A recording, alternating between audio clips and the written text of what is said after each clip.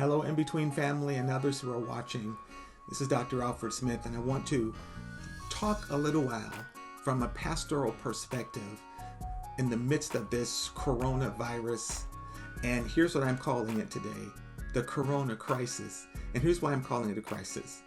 Because what we're going to deal with in this, specifically coronavirus, the COVID-19, is really a smaller part of how we are to deal with crisis in general.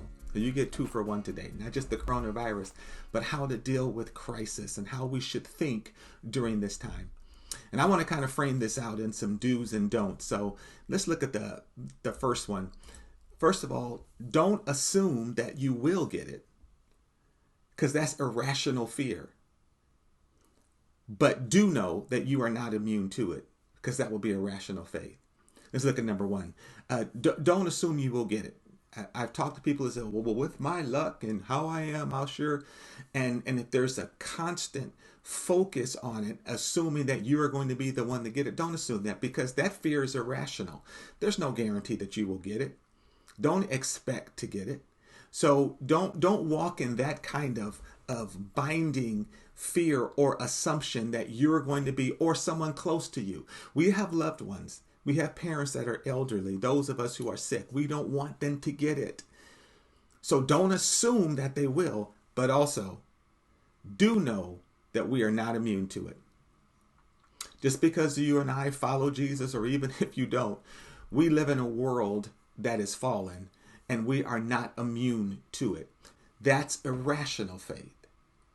Unfortunately, our bodies are not immune to viruses of any kind. So we can't say by faith that we're just simply going to walk through this and we are immune to it. No.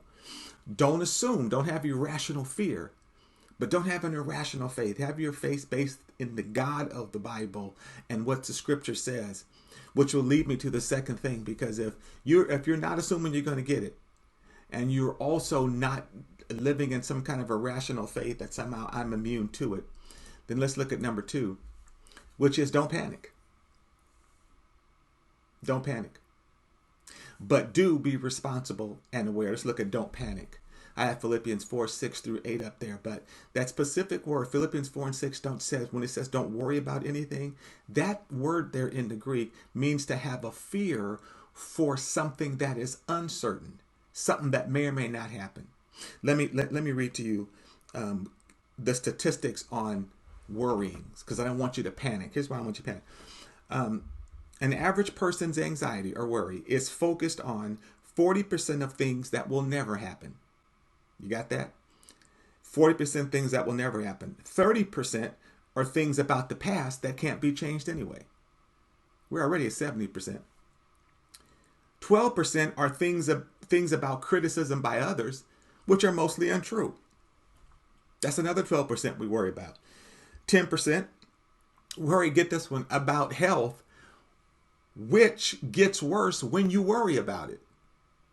You know what I'm saying? 10%, which leaves, after all that, which leaves 8%, which is really worry about problems that we're going to face anyway.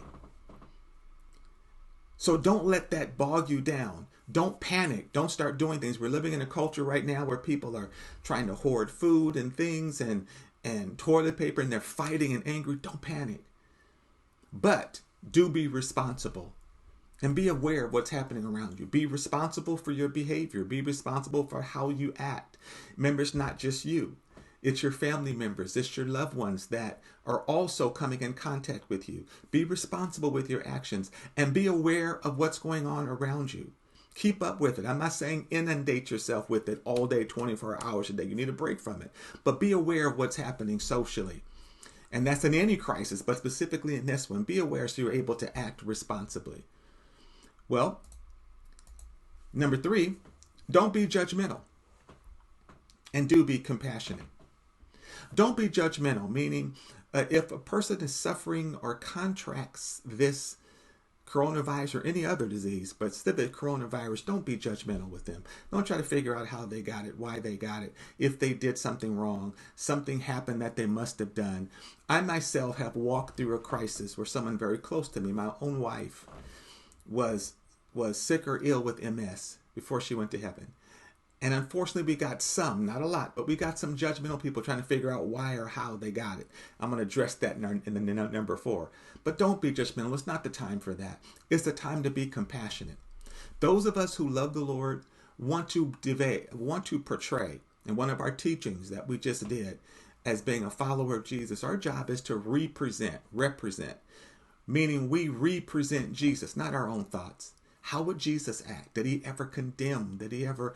No, he was compassionate about those who were suffering from this illness. They're already going to be isolated. They're already going to be kept by themselves. They're going through enough. They need some compassion, some understanding. So we are to be compassionate toward them, not judgmental, but compassion. And the very last one here I want to deal with is for us, don't blame God. Don't blame God. And my insurance policy and most of our insurance policies, or even on news, when something happens horrible, a tsunami, a big old flood that wipes out thousands, earthquake, just these events that destroy human life, we usually call those an act of God.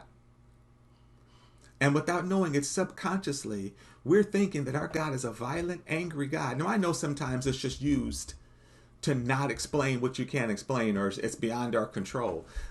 But notice what's beyond our control that's negative and horrible is what usually God gets blamed for. Don't blame God. We live in a world that has sin, sickness, death, disease. Before, in the Garden of Eden, there's 2 gardens that the Bible portrays for us, 2 eternal gardens. One is the Garden of Eden, where we started with Adam and Eve. No sin, no sickness, no death, no disease. Everything was wonderful. But then sin entered the picture. When sin entered that picture and that garden was cut off from us, now we live in this, what I call a parenthesis between the gardens. That first garden, Adam and Eve, sin happens, opens that parenthesis. Now we have sin, death, sickness, disease. It doesn't matter how saved we get and how much we love Jesus. Unless he comes back, we die. Somebody we know died. We contract viruses. We get healed. Those things happen to us. Now, at the end of this, when time is done, there will be another garden that Revelation 21 and 22 and in the Revelation talks about, where there's a tree for the healing. Again, no sickness, no tears, no disease. That's the other garden, but we aren't in either of those gardens. We live in a time where things can happen to us. So don't blame God for that. And because you have a basis for this, do be a voice of reason to others. Somebody needs you to speak reason into their life. Whether you're leading a church, a group, or whether you're just leading your children, or whether you have influence with your friends or anything. Speak early, speak often. Be that voice of reason to others to help us get through this crisis. We'll see you next time. Be blessed.